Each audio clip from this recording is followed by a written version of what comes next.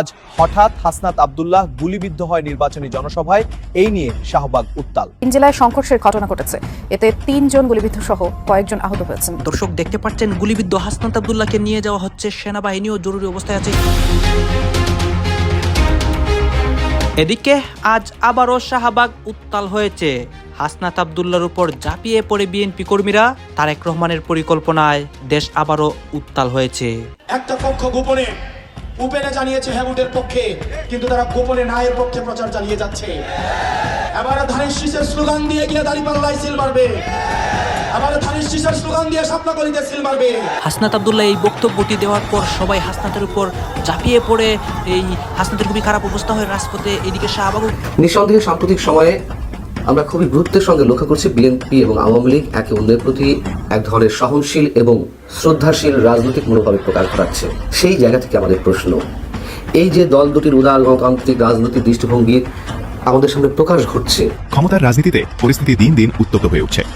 অভিযোগ উঠেছে পরিকল্পিতভাবে মাঠ দখলের চেষ্টা চালাচ্ছে এনসিপি। ডক্টর ইউনূসের অনুসারীদের সক্রিয়তা ঘিরে রাজনৈতিক অঙ্গনে তৈরি হয়েছে তীব্র বিতর্ক। কে কার বিরুদ্ধে, এখন সেটাই বড় প্রশ্ন। যারা তাকে ক্ষমতায় এনেছিল আজ তাদের জীবন নিয়ে দাবার চাল দেওয়া হচ্ছে। জামায়াতের আমির ভাই ওপেন চ্যালেঞ্জ দিয়েছে বিএনপির চেয়ারম্যান জনাব তারেক রহমানকে।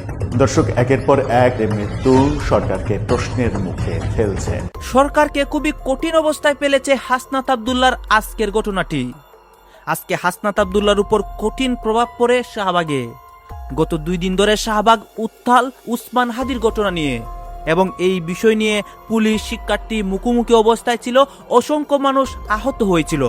আজকে নতুন একটি ঘটনা ঘটে এবং আজকে আবারও দেশ উত্তাল হয়ে যায়। আপনারা সম্পূর্ণ ভিডিও দেখবেন হাসনাত আব্দুল্লাহর সর্বশেষ পরিস্থিতি এবং এর পিছনে কে রয়েছে মূল মাস্টারমাইন্ড হিসাবে।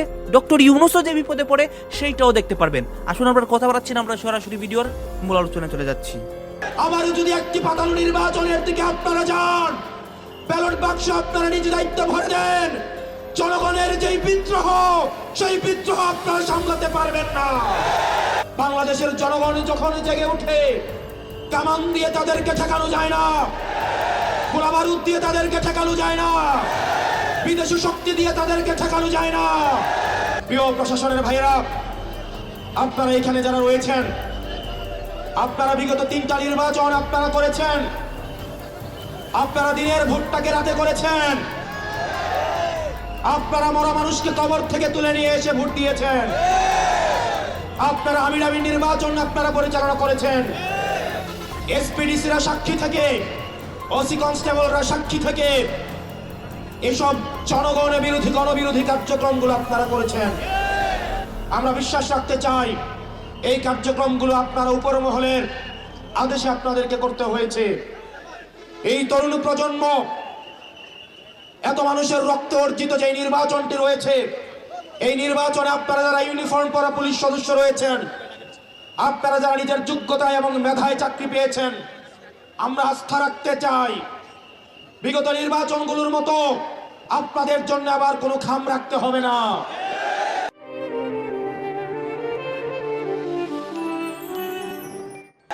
কোন এসপির জন্য খাম রাখতে হবে না, কোন ওসির জন্য খাম রাখতে হবে না, কোন এসআই কনস্টেবলের জন্য খাম রাখতে হবে না। আপনারা যদি অবৈধ টাকাটা আপনাদের সামনে নিয়ে আসে, আপনারা আপনাদের সন্তানের কথা মনে করবেন, আপনারা আপনাদের বাবা মার কথা মনে করবেন, বাংলাদেশের জনগণের কথা মনে করবেন। আপনারা যদি তারপরেও এই টাকাটা আপনারা হাত দিয়ে স্পর্শ করে দেখেন, আল্লাহর আরশ কেঁপে উঠবে আপনাদের প্রতি। 5ই আগস্ট প্রশাসনের প্রতি জনগণের যেই বিদ্রোহ আপনারা দেখেছেন, বাংলাদেশের জনগণ যখন জেগে উঠে, কামান দিয়ে তাদেরকে ঠেকানো যায় না, গোলাবারুদ দিয়ে তাদেরকে ঠেকানো যায় না, বিদেশি শক্তি দিয়ে তাদেরকে ঠেকানো যায় না। আবার যদি একটি পাতাল নির্বাচনের দিকে আপনারা যান, ব্যালট বাক্স আপনারা নিজ দায়িত্ব ভরে দেন, জনগণের যেই বিদ্রোহ, সেই বিদ্রোহ আপনারা সামলাতে পারবেন না। প্রিয় প্রশাসনের ভাইয়েরা, আপনাদেরকে অনুরোধ করব, আপনারা আমাদের ভাই, এই বাংলাদেশটা সুন্দর করে গড়ে তোলার জন্য কাঁধে কাঁধ মিলিয়ে আমরা ঐক্যবদ্ধ বাংলাদেশের সাথে আপনাদেরকে নিয়ে একটা দুর্নীতি চাঁদাবাজ মুক্ত একটা বাংলাদেশ গঠন করব, যেই বাংলাদেশে আপনার পোস্টিং এর জন্য কোনো নেতার বাসায় তদবির করা লাগবে না। কোনো প্রমোশনের জন্য কোনো নেতার বাসায় তদবির করা লাগবে না। আমরা জানি রাতের আধারে আপনারা তাজ্জুদের নামাজে আপনারা কান্না করেন, আপনারা কষ্টে থাকেন, কতিপয় কিছু অফিসারের ষড়যন্ত্রে আপনাদেরকে মাথা নত করতে হয়। নির্বাচনের ঠিক আগ মুহূর্ত, আপাত দৃষ্টিতে দেশের রাজনৈতিক আকাশ শান্ত, সবকিছু স্বাভাবিক, কিন্তু এই স্বাভাবিকতার আড়ালে ঘটে যাচ্ছে এক অকল্পনীয় ঘটনা। তলে তলে ডক্টর মোহাম্মদ ইউনূস এমন এক পরিস্থিতির জাল বুনছেন যা বাংলাদেশের ইতিহাসে তো বটেই, বিশ্ব রাজনীতিতেও এক বিরল উদাহরণ হয়ে থাকবে। যেটা ভাবছেন একটি দায়সারা নির্বাচন দিয়ে ডক্টর ইউনূস ক্ষমতা ছেড়ে দিয়ে শান্তিতে অবসরে যাবেন, নোবেলজয়ী এই মানুষটি কেবল লেকচার দিয়েই দিন পার করবেন, তারা সম্ভবত পরিস্থিতির গভীরতা বিন্দুমাত্র আঁচ করতে পারছেন না। পর্দার আড়ালে তৈরি হয়ে গেছে এক বিশাল খেলার ছক। এই ছকটি এতটাই নিখুঁত এবং কঠোর যে পরবর্তী সময়ে যে সরকারি ক্ষমতায় আসুক না কেন, তা সে বিএনপি হোক কিংবা জামায়াত, তাদের প্রতিটি পদক্ষেপ হতে হবে ডক্টর ইউনূসের তৈরি করে দেয়া সেই নির্দিষ্ট সীমানার ভেতরে। অনেকে একে বলছেন ফাঁদ, কেউ বলছেন শিকল, আবার কেউ বলছেন ২৪-এর গণ অভ্যুত্থানের চেতনাকে রক্ষা করার এক অভিনব রক্ষা কবচ। শব্দ যাই হোক, বাস্তবতা হলো আগামী দিনের সরকারের হাত পা এখন থেকেই এক অদৃশ্য সুতোয় বেঁধে ফেলেছেন এই বিশ্ববরেণ্য ব্যক্তিত্ব। আজ আমরা সেই অদৃশ্য সুতোর জট খুলব, বিশ্লেষণ করব ডক্টর ইউনূসের সেই মাস্টার প্ল্যান যা দেখে রীতিমতো ভিমরি খাচ্ছে দেশের বড় বড় রাজনৈতিক দলগুলো। এই আলোচনার গভীরে প্রবেশের আগে আমাদের একটা বিষয় খুব পরিষ্কারভাবে বুঝতে হবে। ডক্টর ইউনূসকে যারা কেবল একজন সহজ সরল অর্থনীতিবিদ মনে করেছিলেন, তারা এখন এক বড় ধাক্কা খাচ্ছেন। তিনি নিজেকে এমন এক কঠিন জিনিস হিসেবে প্রমাণ করেছেন যে তার তৈরি করা কাঠামোর বাইরে যাওয়ার ক্ষমতা এখন আর কারো নেই। এটা কোনো ব্যক্তিগত ক্ষমতার লড়াই নয়, বরং এক বিশাল রাষ্ট্র সংস্কারের নীল নকশা। আপনি যদি মনে করেন শেখ হাসিনার মতো ফ্যাসিজম আবার ফিরে আসবে কিংবা ক্ষমতার দাপটে যা ইচ্ছা তাই করা যাবে, তবে আপনার সেই স্বপ্ন শুরুতেই ধূলিসাৎ হয়ে যাবে। জুলাই বিপ্লবে যে রক্তক্ষয়ী সংগ্রাম এদেশ দেখেছে, সেই বিপ্লবের ফসল বা জুলাই সনদ বাস্তবায়ন না করে ডক্টর ইউনূস কারো হাতে ক্ষমতা হস্তান্তর করবেন না, এটা এখন ধ্রুব সত্যের মতো স্পষ্ট। আর এই গ্যারান্টিটুকু তিনি কেবল মুখে দিয়ে ক্ষান্ত হননি, বরং রাষ্ট্রীয় কাঠামোর রন্ধ্রে রন্ধ্রে এমন সব পরিবর্তন নিয়ে এসেছেন যা চাইলেও পরবর্তী সরকার উপড়ে ফেলতে পারবে না। এর সবচেয়ে বড় প্রমাণ হলো দেশের বৈদেশিক নীতিতে আসা বিশাল পরিবর্তন। ভারতের সাথে সেই পুরনো কায়দায় মাখামাখি করে ক্ষমতা টিকিয়ে রাখার দিন এখন শেষ। যারা ভাবছেন ক্ষমতায় গিয়ে নিজের খেয়াল খুশি মতো দেশ চালাবেন, তারা আসলে এক মস্ত বড় বিভ্রান্তির মধ্যে আছেন। সবচেয়ে বড় চমকটি অপেক্ষা করছে আগামী ৯ ফেব্রুয়ারি। পুরো পৃথিবী অবাক বিস্ময়ে তাকিয়ে দেখবে যখন নির্বাচনের মাত্র কয়েকদিন আগে যুক্তরাষ্ট্রের সাথে বাংলাদেশ এক বিশেষ বাণিজ্য চুক্তি স্বাক্ষর করবে। পৃথিবীর ইতিহাসে নির্বাচনের ঠিক আগ মুহূর্তে এ ধরনের গুরুত্বপূর্ণ আন্তর্জাতিক চুক্তি করার নজির মেলা ভার। এর মানে অত্যন্ত গভীর। ডক্টর ইউনূস নিশ্চিত করেছেন যে বাংলাদেশের অর্থনৈতিক এবং কৌশলগত ভবিষ্যৎ যেন কোনো নির্দিষ্ট রাজনৈতিক দলের মর্জির উপর ঝুলে না থাকে। তিনি এক দীর্ঘমেয়াদী পরিকল্পনা ভিত্তি স্থাপন করেছেন। এই চুক্তির মাধ্যমে তিনি বুঝিয়ে দিচ্ছেন যে ক্ষমতার পালাবদল হলেও বাংলাদেশের গন্তব্য এখন থেকে সুনির্দিষ্ট এবং অপরিবর্তনীয়।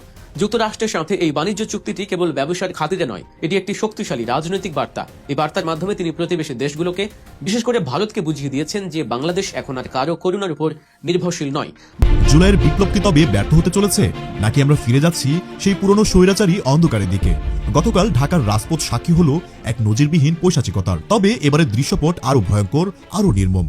একটু ভাবুন তো, একজন পুলিশ সদস্য যার গায়ে রাষ্ট্রের পোশাক, হাতে জনগণের নিরাপত্তার দায়িত্ব, সে যখন বুক ফুলিয়ে হাজারো ছাত্র জনতার দিকে চিৎকার করে বলে, আয় তোদের হাদির লাশ নিয়ে যা, তখন কি আর বুঝতে বাকি থাকে যে এরা পুলিশ নয়, এরা কোনো এক বিশেষ এজেন্ডা বাস্তবায়নে নামা ভাড়াটে গুন্ডা? শহীদ শরীফ ওসমান হাদি, যাদের রক্তে কেনা এই নতুন বাংলাদেশ, তার নাম মুখে নিয়ে লাশ নিয়ে মশকরা করার দৃষ্টতা এই কনস্টেবল পেল কোথায়? গতকাল জুমার নামাজের পর ইনকিলাব মঞ্চের ভাইরা যখন তাদের সহযোদ্ধার হত্যার বিচারের দাবিতে শান্তপূর্ণ অবস্থান নিয়েছিলেন, তখনই নেমে আসে এক বিভীষিকা। কিন্তু লক্ষ্য করবেন, এবার পুলিশ আর আগের মতো নেই। তাদের অনেকের মুখ কাপড় দিয়ে বাঁধা, মাথায় হেলমেট এবং আচরণে হিংস্রতা। তারা জানে তারা অপরাধ করছে, তাই কাপুরুষের মতো মুখ লুকিয়ে হামলা চালিয়েছে নিরস্ত্র মানুষের উপর। এমনকি এই সত্য যাতে প্রকাশ না পায়, সেজন্য সংবাদকর্মীদের ক্যামেরা ভেঙে ফেলার চেষ্টা করা হয়েছে। তাদের উপরও চালানো হয়েছে বর্বরোচিত হামলা। মসজিদ থেকে বাস, কোথাও রেহাই পায়নি সাধারণ মানুষ। আজকের ভিডিওতে আমরা উন্মোচন করব সেই মুখোশধারী বাহিনীর আসল চেহারা, যারা শহীদের লাশ নিয়ে উপহাস করে এবং ডিএমপি কমিশনারের নির্দেশে রাজপথ জনগণের রক্তে রঞ্জিত করেছে। মূল ঘটনার গভীরে যাওয়ার আগে আপনাদের বিবেকের কাছে একটি প্রশ্ন রাখতে চাই, যে পুলিশ সদস্য শহীদ শরীফ ওসমান হাদির লাশ নিয়ে এমন কুরুচিপূর্ণ এবং অমানবিক কটূক্তি করেছে, তার আসলে কি শাস্তি হওয়া উচিত? তাকে কি শুধু বরখাস্ত করলেই শহীদদের আত্মা শান্তি পাবে? আপনারা যারা মনে করেন অবিলম্বে এই কুলাঙ্গারকে গ্রেফতার করে দেশের প্রচলিত আইনের সর্বোচ্চ শাস্তি কার্যকর করা উচিত, তারা এক্ষুনি কমেন্ট বক্সে লিখুন, হাদি হত্যার বিচার চাই। আপনাদের প্রতিটি কমেন্ট এই নব্য স্বৈরাচারী আচরণের বিরুদ্ধে একটি শক্তিশালী প্রতিবাদ হয়ে থাকবে। এই সেই ব্যক্তি যিনি বারবার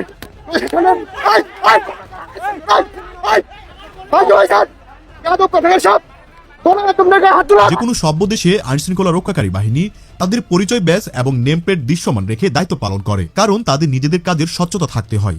কিন্তু গতকালের চিত্র ছিল সম্পূর্ণ ভিন্ন। আমরা এক অদ্ভুত পুলিশ বাহিনী দেখলাম। তাদের ইউনিফর্ম পুলিশের, কিন্তু মুখ ঢাকা গামছা, রুমাল কিংবা মাস্ক দিয়ে। প্রশ্ন জাগে, চোর বা ডাকাতরা পরিচয় গোপন করতে গিয়ে মুখ ঢাকে, কিন্তু পুলিশ কেন মুখ ঢাকলো? এর উত্তর একটাই, তারা গতকাল কোনো আইনি দায়িত্ব পালন করতে আসেনি, তারা এসেছিল অপারেশন চালাতে। তারা জানতো নিরস্ত্র ছাত্র জনতার উপর তারা যে বর্বরোচিত হামলা চালাবে তা সম্পূর্ণ বেআইনি। তাই নিজেদের পরিচয় লুকাতে এই মুখোশের আশ্রয়। আর এই মুখোশের আড়ালে থাকা সত্যটা যখন আমাদের সাহসী সাংবাদিক ভাইরা তুলে ধরতে চাইলেন, তখনই তাদের উপর হামলা চালানো হয়। কেন সাংবাদিকদের বাধা দেওয়া হলো? কেন তাদের ক্যামেরা ছিনিয়ে নেওয়ার চেষ্টা করা হলো? কারণ এই মুখোশধারী পুলিশ চায়নি তাদের এই অপকর্মের সাক্ষী কেউ থাকুক। তারা চেয়েছিল একটি ব্ল্যাকআউট পরিস্থিতি তৈরি করতে, যাতে দেশবাসী জানতেও না পারে যে রাজপথে কিভাবে ছাত্রদের রক্ত ছড়ানো হয়েছে। সংবাদকর্মীদের উপর এই নগ্ন হস্তক্ষেপ প্রমাণ করে এটি কোনো বিচ্ছিন্ন ঘটনা ছিল না, বরং এটি ছিল পূর্ব পরিকল্পিত এবং ঠান্ডা মাথার একটি নীল নকশা। মুখোশধারী এই বাহিনীর ভিড়ে একজন কিন্তু মুখ খোলাই রেখেছিল, আর সে মুখ দিয়েই সে উগরে দিয়েছে বিষ বাষ্প। তার নাম হলো রাশেদ কাজী। সে হাজারো মানুষের সামনে দাঁড়িয়ে চিৎকার করতে করতে বলেছিল, আয় তোদের হাদির লাশ নিয়ে যা। এই একটি বাক্য শুধু ইনকিলাব মঞ্চের কলিজায় আঘাত করেনি, আঘাত করেছে পুরো বাংলাদেশের অস্তিত্বে। হাদি তো সেই তরুণ যে স্বৈরাচারের বুলেটের সামনে বুক পেতে দিয়েছিল। তার লাশ নিয়ে এমন তুচ্ছ তাচ্ছিল্য করা সাহস রাশেদ কাজীর মতো একজন কনস্টেবল পেয়েছে কিভাবে? রাশেদ কাজী তো মাঠ পর্যায়ের একজন সদস্য মাত্র, কিন্তু পচন ধরেছে আরো উপরে। গতকালকের হামলায় পুলিশের অতি উৎসাহী ভূমিকা ছিল চোখে পড়ার মতো। খুদ ডিএমপি কমিশনার বা তার সমপর্যায়ের কর্মকর্তাদের লাঠি হাতে তেড়ে আসতে দেখা গিয়েছে। যখন বাহিনীর শীর্ষ কর্মকর্তারা লাঠি হাতে গুন্ডা বাহিনীর মতো আচরণ করে, তখন অধীনস্থরা যে বেপরোয়া হবে সেটাই স্বাভাবিক। নির্বাচনকে ঘিরে বিশেষ ব্লুপ্রিন্ট নিয়ে কোনো কোনো শক্তি পূর্ণোদ্যমের সামনে এগিয়ে চলেছে, এবং এই ইলেকশনে যে যথেষ্ট পরিমাণ ইলেকশন ইঞ্জিনিয়ারিং ঘটনা হবে তা মোটামুটি সাধারণ মানুষের অনেকেই নিশ্চিত। পাশাপাশি এটি এখন এতটা আলোচনা হচ্ছে যে বাংলাদেশে কোনো কোনো গণমাধ্যমে তার সম্পাদকীয়তে উঠে আসছে, পরোক্ষ প্রত্যক্ষ ইঙ্গিত জানান দিচ্ছে আমাদের সামনে। তারই ধারাবাহিকতায় ভারতের অন্যতম প্রভাবশালী বাংলা দৈনিক আনন্দবাজার তারা জামাতে ইসলামীর বিশেষ কৌশল বা ব্লুপ্রিন্ট সম্পর্কে বেশ কিছু বিষয় তুলে এনেছে। তারা যেসব বিষয়ে মন্তব্য করেছে তা কতখানি বাস্তবতা নির্ভর, এর সাথে সত্যতা কতখানি জড়িয়ে রয়েছে, সেগুলো বিচার বিশ্লেষণের দায়িত্ব নিশ্চয়ই বাংলাদেশের মানুষের। আনন্দবাজার যা বলছে যে নির্দিষ্ট সংখ্যক আসনকে টার্গেট করে জামাতে ইসলামী ভোটারদের তথ্য সংগ্রহ করছে, ভোটের দিনের প্রস্তুতি, বিশেষ প্রস্তুতি তারা নিয়ে রেখেছে, প্রশাসনকে তারা কীভাবে ধীরে ধীরে কবজায় নিয়েছে, এবং বিশেষ একটি বাহিনীর বিশেষ একটি অংশ ভোটের দিন জামাতে কীভাবে সহযোগিতা করবে তাও এখানে উল্লেখ করা হয়েছে। ভোটারদের যেভাবে টার্গেট করা হচ্ছে তা সম্পর্কে এখানে বলা হচ্ছে যে জামাতের পুরুষ ও মহিলা কর্মীরা সারা দেশে বিশেষ করে গ্রামীণ এলাকাগুলোতে বাড়ি বাড়ি প্রচার চালাচ্ছেন। সেটা চালাতেই পারেন, এটি তো বৈধ বিষয়, তাই না? কিন্তু তা যদি বলছে যে জামাত ইসলামীর কর্মীরা গরিব এবং সাধারণ ভোটারদের জাতীয় পরিচয়পত্র নম্বর এবং মোবাইল ফোন নম্বর সংগ্রহ করছেন। 12 ফেব্রুয়ারির পর বিএনপির রাজনীতির কি হবে, বিএনপির কি ঘটবে?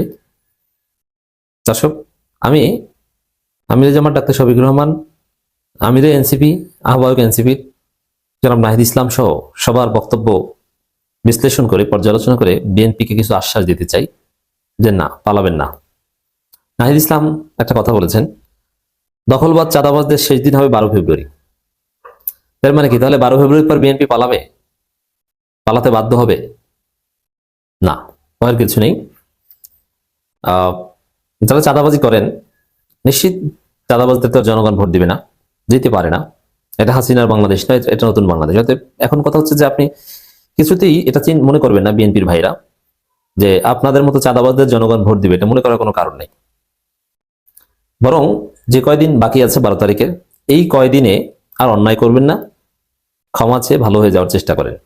জনগণের কাছে এমনিতে স্বাভাবিকভাবে ভোট চান, ভয়ভীতি দেখায় না, এর পরিণতি ভালো হবে। সবকিছু রেকর্ড কিন্তু আছে, কি কোথায় কোথায় রামদানি ঘুরছেন আর কোন দোকানের সামনে বসে কে হুমকি দিচ্ছেন যে আমরা ভোট ডাকাতি করব, আপনার কপালে বিপদ আছে, ভালো হয়ে যান। তো এখন নাহিদ ইসলাম যে কথাটা বলেছে, নাহিদ ইসলাম হাসিনার মসনদকে একদম চূর্ণ বিচূর্ণ করে দিয়েছে। অতএব সেই নাহিদ ইসলাম বলেছে চাঁদাবাজ দখলবাজদের শেষ দিন হবে 12 ফেব্রুয়ারি। তাহলে 12 ফেব্রুয়ারি থেকে কি বিএনপিকে পালাতে হবে? না, পালাতে হবে না। এর মানে 12 ফেব্রুয়ারি থেকে বিএনপি চাইলেও আর চাঁদাবাজি, দুর্নীতি, দখলবাজ এগুলো করতে পারবে না, তারা ভালো হয়ে যেতে বাধ্য হবে। দর্শক আপনারা তো দেখলেন এখানে কি কথা হচ্ছে, অনেকেই কিন্তু অনেক কথা বলতেছে, বিশেষ করে এখানে হাসনাত আব্দুল্লাহর বক্তব্য দেখিয়েছি এবং দেশের রাজনৈতিক প্রেক্ষাপটে যে অনেক কথা হচ্ছে, একদিকে সমন্বয়কদের নিয়ে কথা হচ্ছে, এই বিষয়গুলো নিয়ে আমরা এখানে অনেক বক্তব্য এবং নিউজ প্রতিবেদন দেখিয়েছি। দর্শক শ্রোতা, এই বিষয়গুলো দেখে এবং নিউজগুলো দেখে আপনাদের মনে হচ্ছে কি? আপনাদের গুরুত্বপূর্ণ মন্তব্যটা অবশ্যই আপনারা আমাদের কমেন্ট বক্সে লিখে যাবেন। আর হ্যাঁ, তখন আপনাদেরকে আমরা যা কিছু দেখিয়েছি সব কিছু আমরা সোশ্যাল মিডিয়া থেকে সংগ্রহ করছি, এখানে আমাদের নিজস্ব কোনো মন্তব্য নেই বা আমাদের নিজস্ব কোনো সিদ্ধান্ত নেই। সর্বশেষ আপনাদের কাছে আমাদের রিকোয়েস্ট থাকবে, আপনারা আমাদের চ্যানেলে নতুন দর্শক হয়ে থাকলে চ্যানেলটি সাবস্ক্রাইব করবেন এবং পাশে থাকা বেল বাটনটি বাজাবেন যাতে করে নেক্সট ভিডিওটা সবার আগে আপনাদের কাছে পৌঁছে যায়। ধন্যবাদ।